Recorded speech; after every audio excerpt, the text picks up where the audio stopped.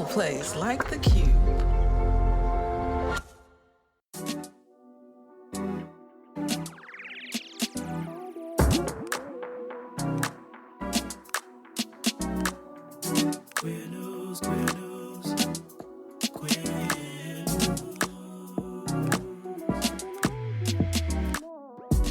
Family, it's your favorite queer radio personality, Anna DeShawn, and this is Queer News, your favorite weekly news pod where race and sexuality meet politics, culture, and entertainment.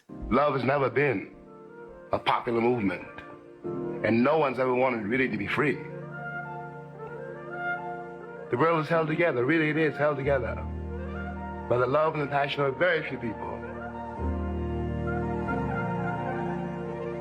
Otherwise, of course, you can despair. Walk down the street of any city, any afternoon, and look around you. What you got to remember is what you're looking at is also you. Everyone you're looking at is also you. You could be that person. You could be that monster. You could be that cop. And you have to decide in yourself not to be. Happy New Year, family. Happy New Year. It is officially 2025, and we are back at it again. This is officially the start of season 4. Season 4 of the Queer News Podcast. And how can we start season 4? Without Baldwin. This is the season to study Baldwin. I'm telling you the truth, okay? This is the time. And his quote that says, "We can disagree and still love each other unless your disagreement is rooted in my oppression and denial of my humanity and right to exist." That quote, that one right there, that's the vibe for all of eternity. I'm feeling it. I'm feeling it the most right now, but believe me, okay, it was the vibe before Trump. It's going to be the vibe absolutely during Trump, and it will absolutely be the vibe after Trump. Let us not forget, my humanity is not up for compromise.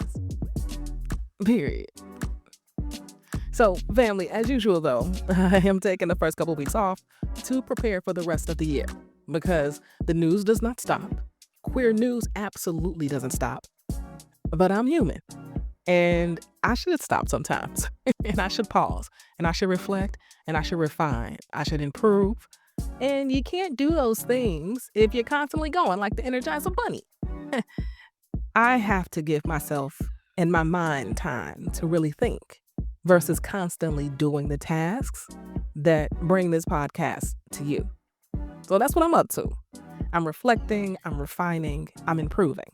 But you know I ain't never gonna leave you. Nah, not me. So this week, I'm replaying the episode with Equality Illinois Deputy Director, Mony Ruiz Velasco.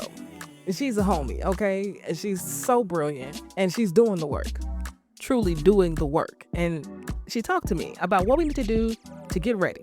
What does it mean for us to get our affairs in order? This is not a time to sit on your hands. This is a time to prepare, protect, and persist. You feel me? Our ancestors taught us what to do. Now we got to put it into action. Every generation has their fight, and I do believe this is our time to fight. Now, I'll talk to y'all next week, okay? Peace. November 1st is the start of open enrollment for the Get Covered Illinois Health Insurance Marketplace. Our navigators can help you enroll in a health plan and find out if you qualify for financial help.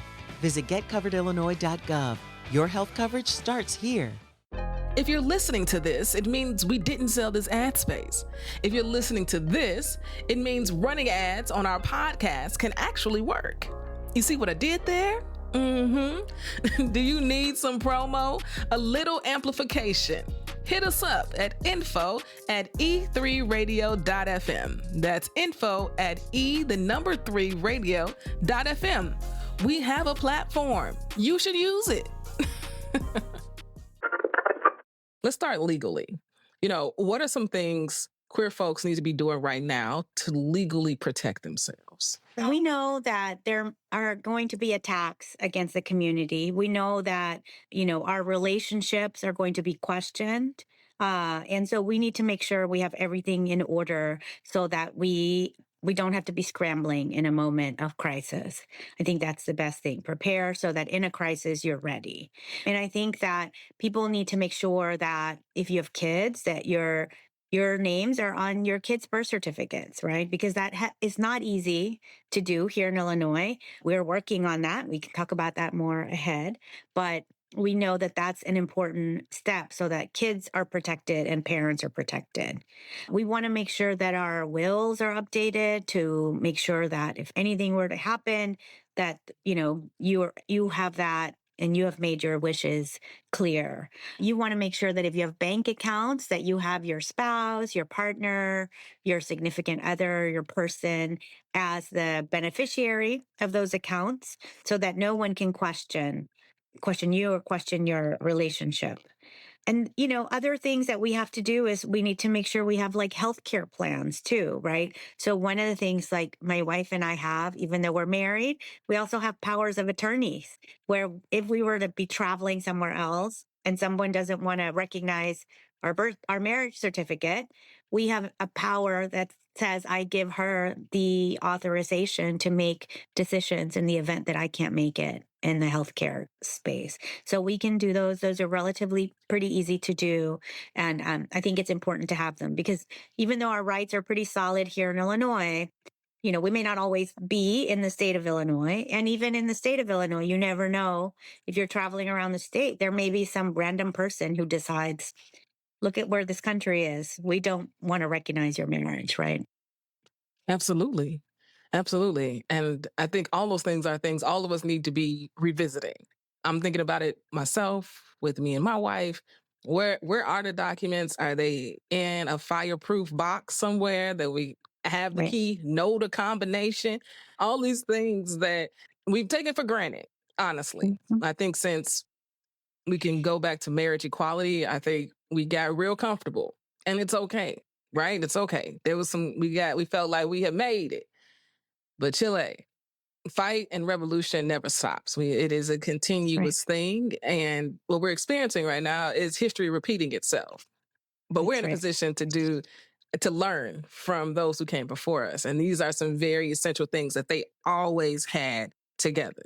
Estates, Mhm. wills, beneficiaries, powers of attorney, thinking about the worst case scenario, which is not Right. a happy place to be in ever, but it's a necessary place because we Mhm. know what Trump is going to do. He's done it before and he will do it again. And I think in 2024, he's even more empowered and even more protected. And so, Mony, personally, now, what should we be doing? Well, we know there's also lots of attacks that are going to happen in the healthcare space, right? So, I know I had this conversation with my daughter already, but if you have an app where you're tracking your periods, you should probably stop doing that because we don't know how that information is going to be used against folks, right?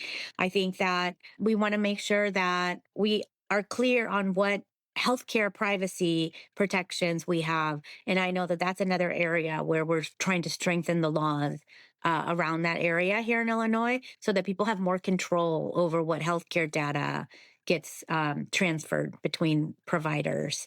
You want to make sure that you, again, have a plan around healthcare. You want to make sure you're in an affirming space for healthcare. I think, one of the things I know we're all very worried about, and I'm very worried about, is what's going to happen to affirming healthcare, right? And what are we going to do to ensure that we're protecting our trans siblings? Yeah. Uh, and I think that folks, who are in that place need to make sure that they are lining things up, right? Because we don't know what's going to happen with accessibility.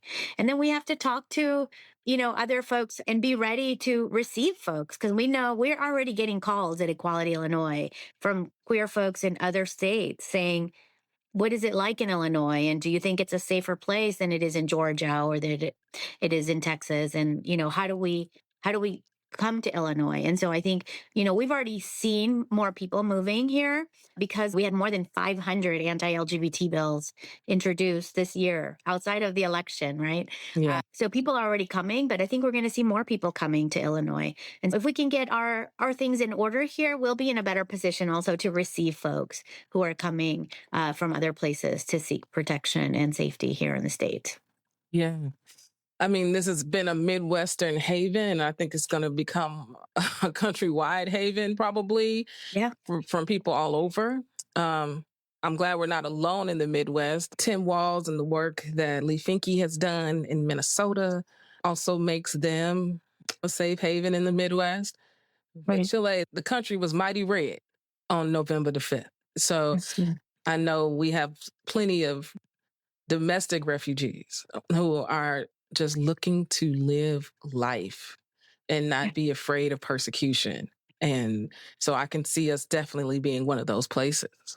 Yeah, yeah, and we have been one of those places, and it's going to grow, right? And there's an estimate that there will be over 1 million internally displaced people Wow. within the U.S., and that's only speaking of the trans community and families of trans kids. So I imagine that number will be even higher when we know that there will be attacks against the whole entire LGBTQ community. Sometimes it's still, I'm sitting here talking with you, Mony, but it's still just like, this is our reality. This is what is happening right now. And I think we all had hope something different would happen, but also along with hope comes a very real understanding of the makeup of this country and how deep misogyny runs and how deep racism runs and how deep homophobia and transphobia run and anti-intellectualism and anti-immigrant. And when the histories of so many different folks in this country are studied, this is not new. It's just brand new for a whole bunch of folks who weren't here the last time it happened, Mony, now, you are at Equality Illinois. This is the work you do today. So legislatively, what are some things and how can we support, in what's going to be happening in legislatures across the country? Yeah, so I think it's super important again that I think we sit and understand what has happened, but also we have to be engaged because we have a lot of work to do, right? And we can't turn this around if we don't engage in the many ways that people can engage. Legislatively, I think some of the things that we're looking at, folks should stay engaged so that they can get more regular updates, but we are looking to update our family laws so that it makes it easier for queer folks to ensure that the rights of their children are protected. Because right now, there is a lot of inequality in how children of LGBTQ folks are able to ensure their rights to their parentage, to the parents, compared to children of opposite sex parents. And so we want to make sure that that is an area that we have a lot of improvements to do, and we are actively working on that. And people should expect to see legislation coming up, a bill around that. And we need everyone to speak up about that. There's also some of our partners, and we're supporting, are working on legislation to update healthcare privacy protections. Because as I talked about before, when it comes to healthcare, I know I've done this. I've gone to the doctor to get, to go see the doctor, and they're like, sign in that little box, and you're like signing away, and you don't even know what you're signing. You're just signing a blank little box. So I know I've done this, and we all need to get better at making sure we know what we're signing and that we have more control over what data is transferred, right? Because we know that if we're traveling around the country again, or if there is someone coming from another state and they receive certain kind of healthcare here that they may not want that shared with healthcare providers in another state, you should have a right to do that. You should have a right to protect what data is shared. And right now, we kind of wave all that away, and there's only like one box that you sign. So we are working with our partners closely, and I think that's going to be a super important piece of legislation that folks should keep an eye out for. So I think those are two important things. We also need to make sure that we are protecting young people in every way that we can, legally. And so, we're looking just to see what other gaps there are. Luckily here in Illinois, we've made a lot of progress, but we still have to make sure that, we go even further. And I also want to remind folks that we can't just be defensive, we have to be proactive, right? So we want to make sure all the defenses are in place, but we want to go beyond that. And as blue as Illinois is, we still have to push our legislators, right? So we need people to show up, because if not, we're going to stop at the defense and then we're not going to advance our rights. And we need to make sure we have the most protective and also the most proactive that we can be in our vision for our community and where we want to be. Yeah, when you were saying those things, I'm just thinking, God, all of the privilege that, just haven't thought about.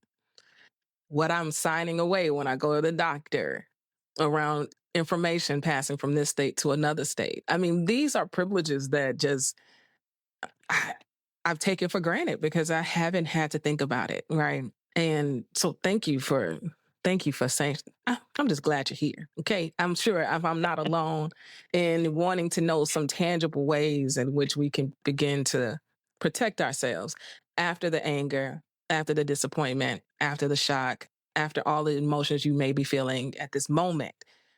It is imperative, family, it's imperative that we prepare ourselves and protect our families and lean into community. And so when you talk about, Mony, what it means to resist and not just be on the defense, resistance comes in community. Resistance comes into leaning into each other, We have to show up. It's just as important to show up in the streets as it is to show up in Springfield or in your legislator's office, as it is to show up in the voting booth, right? All of those things. And as it is to show up in community, right? We know that as queer folks of color, these systems were not built for us, right? And we have always had to take care of ourselves, take care of our community, and we have to keep doing that. We have to keep doing that. And family, what does that look like tangibly? It looks like you going to Google, yes, and searching for organizations that align with what you believe in and that are protecting your humanity. And not just yours, everybody in the community as well. What are those organizations and what can you do? If you listen to this podcast, if you ever listen to me, you know there's three things: it's time, talent, and treasure. We all have them. How are you using it? And how are you showing up while still taking care of yourself? Please, you got to have a full cup. And we have to be able to lean in to those, right, who align not only with us, but our humanity and our community, because we're going to need each other. We have generations of work ahead. Yeah. And like you said, I think signing up to make sure you're getting alerts from organizations that you want to support and care about so that you know when to show up, because we can't all always call every single person. So we've got to do some of the work too, to make sure that we are getting the alert so that we know when to show up. And, there are going to be more informational town halls coming up. There are going to be ways to show up in the streets. There's going to be ways to show up in Springfield. And we need everybody's talents in these movements, right? In our movements, we need people who are good at taking care of others. We need storytellers. We need disruptors. We also need organizers, and we need visionaries, and we need people who are good at policy and people who've never done policy. People, we need everyone. And without that, we can't defend our communities. We can't advance our rights. And so I just really want to encourage folks to make sure you take the time to feel what you need to feel, but don't get stuck there, right? Because we have to think, and we have to act, and we have to make sure that we are taking care of our communities, taking care of ourselves, and everything isn't lost. I really want to say that, as I was doing this work, as you referenced, in 2016, in the front lines with immigrant communities who were in the direct line of attack. And we are resilient, and I hate that we have to be resilient, but we are resilient, even though we don't, I don't particularly love to be resilient. Okay, but we have to be. I like rest, Mony. I like chilling. You okay? I love when I can close my third eye and watch some really bad television. That's right. And not have a worry in the world. I really love it there. Yeah, my friend. And that's okay. You know what I mean? You can do that.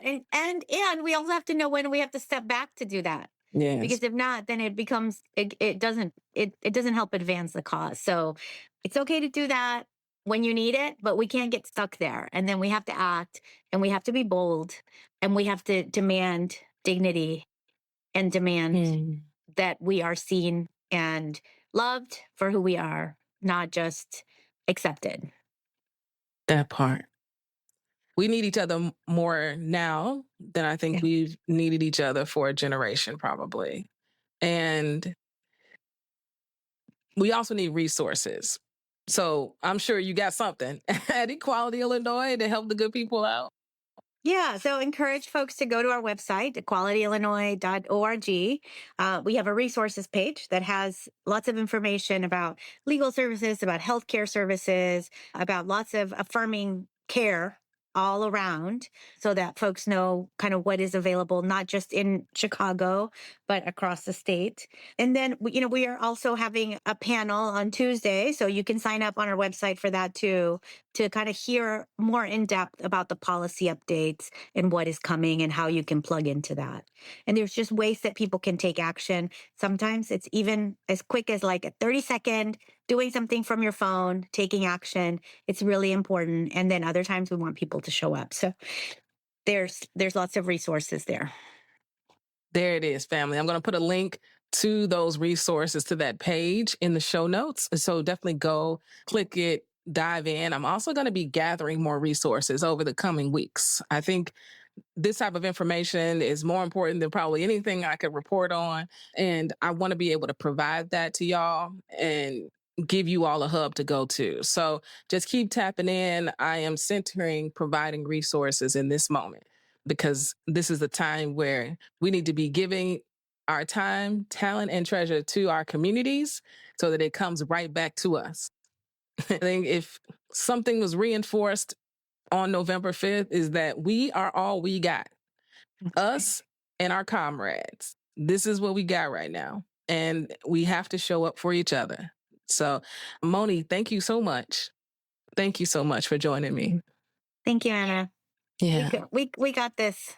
We got this. We got this. We're going to be all right. Yeah. We're going to be all right. Family, you already know. This is Queer News Done Right.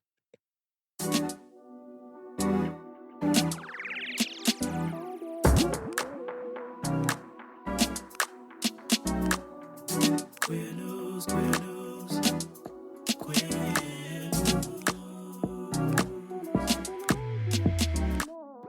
If you've enjoyed what you heard, rate and review us inside your favorite podcasting app. This podcast is written and produced by me, Anna DeShawn. Podcast editing by Ryan Woodhall. And brought to you by E3 Radio and distributed on The Cube. We are Queer News Done Right.